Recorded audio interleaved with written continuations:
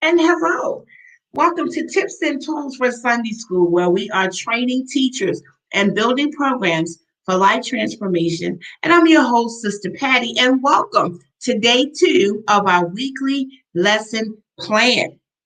Remember, as a Christian educator, you should develop a structured plan for how to study, outline, and deliver your lesson each week.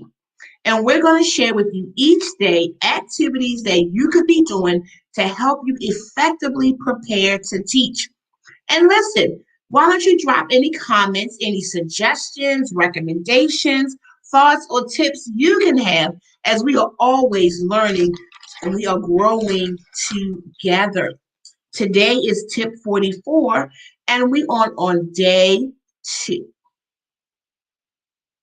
So today we're going to talk about reading the main text and lesson, completing a book and chapter review, highlighting main themes, and what questions do you have from the text. So as I said on yesterday, you should read your main text and lesson every day. That's always going to be the very first activity that you should do. So completing a book and chapter review. Now, when you complete a book review, this is literary analysis and a critical evaluation of the text. You want to know the who, what, when, where, why, and how of that book. Who is the author? Who's the audience? What's the genre? What's the major themes? When was it written? Where is Jesus in the text? That's always a key question. What is the purpose for this text? Is there any controversy around this text? People arguing about who the author is? Are they arguing about when was it written? These are things in a book review that you do to help bring context to the scripture that you're reading.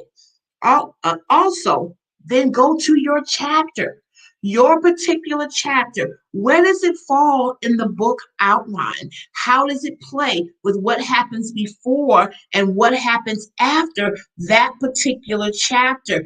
Is there any other parallel scripture in that chapter review that you could read that brings, again, context to the text?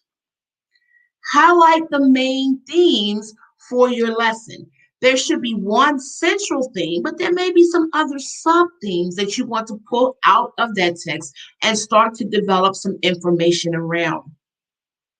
Another thing that will happen is there might be a key word in your chapter review that you would need to do a word study on. What does that word mean? Where else is that word used in scripture in the same context that is used in your particular lesson? And finally, what questions do you have from reading the text?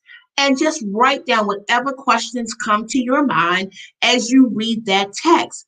And that will give you some groundwork as to these are the questions that you will answer during your study. So thank you for joining us as we reviewed our day 2 of our weekly lesson plan.